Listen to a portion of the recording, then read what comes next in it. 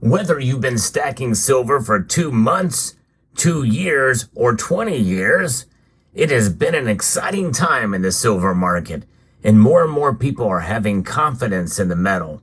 It's a great time to be a silver stacker, no question about that.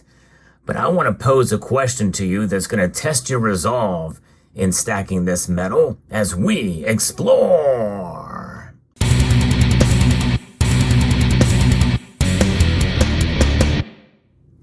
What you're looking at is about 85 ounces of silver compared to 1 ounce of gold. That's the gold to silver ratio. And these days, we must think about silver in a little different way than we have in years gone past, because the gold to silver ratio has been that measure of one metal compared to another. And for most of history, it's been much lower than where it is now. Even with the big gains that we've seen with gold reaching a nominal all-time high, silver has risen about 18 to 20% so far this year. It's been very good, but it has not really narrowed the ratio down by that much. But it's still very exciting to see silver's price move in a positive direction, even compared to gold. And maybe we should not consider that ratio to decide whether or not to stack one asset or another. And what I mean that is actually acquire the physical metal itself. Because in reality, silver is viewed differently than gold. Silver is an industrial metal for the most part, which means that its volatility and price movement is something that is par for the course. In other words, it's something we just got to get used to. But these price increases that we've been seeing over the past couple of months have been noteworthy, and we're getting used to those as well. With the gold to silver ratio narrowing some, many people feel it is undervalued and it should narrow even more. I am one of those. However, what if that gold to silver ratio widens dramatically and we see gold continue to rise up, which is possible, that we've not reached gold's all-time nominal high yet? Now, notice I say nominal because that's the price not adjusted for inflation. The price in real dollars, which are a measure of these, adjusted for inflation, is much different. For instance, this dollar bill, taken in an extreme case, is really only worth about 2 cents based off the creation of the current system that we find ourselves a part, the Federal Reserve System. In other words, the dollar has lost about 98% of its value since then. Gold has maintained its value. Silver, for the most part, has maintained its value. But we may not see a closing gold to silver ratio as much as many silver stackers think. We could still continue to see silver prices rise. But what if they don't? What if gold continues to rise and silver's prices fall? I'm talking about maybe even falling below $25 an ounce. We can look at the market and see that as an opportunity and think positively in that direction. And I think that's what we should be doing, is thinking positively if the price were to fall again, and not lose heart and not lose hope in silver, because in the long run, it will preserve your wealth. But that is a real possibility that we must consider, because there's a lot of things that are undervalued right now, especially in the mining sector in general. We've had a solid bull run on the physical gold price, but the gold mining index is lower than at the two bottoms of the bear market over the last decade compared to the S&P 500. We are seeing record inflows into money market accounts now. This means that there is so much money that is not going into retail gold, let alone into the mining sector right now. This means that mining stocks are massively undervalued. In 2016, a Papua New Guinea-based gold stock was priced at 99 cents Canadian, and its business model was to put into production a very troubled gold project that even Barrick Gold, then the world's largest gold producer, could not make work. A gold mining executive named Brian Slusarchuk and a great team did the impossible, and that company is trading north of $7 a share today, with its market cap of over $1 billion. Brian then went back to Papua New Guinea recently in order to repeat and even outdo his original success in the country, and acquired 3 gold assets under a new company called Great Pacific Gold Corporation, who is sponsoring this video. The potential here is huge. Cedar Creek, Yarra, and Wild Dog are the three areas in a proven jurisdiction in Papua New Guinea where Brian Schlusarchuk and his team had success before. It's like when Steve Jobs came back to Apple for the second time to save the company. Great Pacific Gold is headed and directed by accomplished management with track records in Papua New Guinea and Australia, with respect to building shareholder value, which is the best way to judge executives.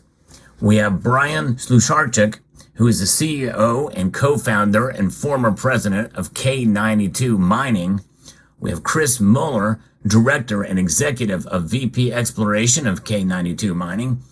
John Lumens as an advisor, who was a former CEO of K92 Mining. And Rex Monton, who is COO and director. They have no debt and about $10 million in cash. So it's a superstar team who had massive success with K92 Mining before. And Papua New Guinea is still attracting the largest gold company in the world, as the president and CEO of Newmont just visited there. Barrick Gold also has a heavy presence there. Great Pacific Gold is ready to drill right now in the land of giants. Here's the latest of what's going on right now. In Shizar, the first round of geochem has been completed, and the results will be published imminently. Araru drilling will be starting in the next few weeks, and Wild Dog, one license issued and is waiting on a second license, which is imminently anticipated. Once that is granted, 100% of Great Pacific Gold's Papua New Guinea projects will have full licenses. There were 1,260 holes drilled on the project by its previous owners. And thanks to their work, a high-grade open-pit mining operation was previously running, and the drilling was almost all very shallow. Now Great Pacific Gold is going to drill at that depth. By the way, their ticker symbol for Great Pacific Gold is, under the U.S. stock, is FSXLF. We have an already undervalued market that is set to explode. In addition to that, there is drilling happening right now very close to the already proven district. This provides an extreme opportunity for big gains with Great Pacific Gold. So you think about it, there is a market that is already undervalued, and then you have an exploration company like this on the backs of previous talent and previous success under K92 Mining, and now they're poised to make this big move. However, do your research on Great Pacific Gold and understand the risk-reward ratio for an opportunity like this. And with silver, there's opportunity too, because silver's price could continue to rise or it could scale back dramatically. We very well, in this type of market where there's a lot of volatility and with the potential of a recession coming, that literally could cause the gold to silver ratio to widen to well north of 100.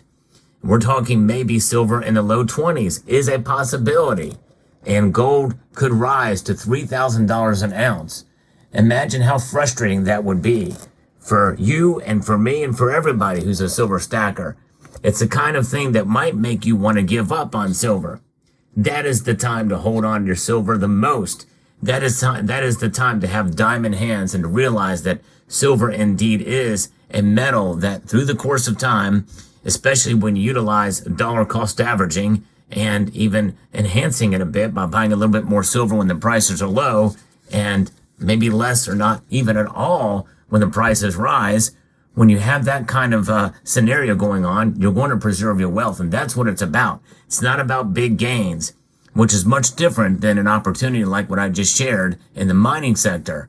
Because yes, you can make big gains with precious metals if you target your positions in a very direct way. But you understand that the mining sector is very different than stacking the physical.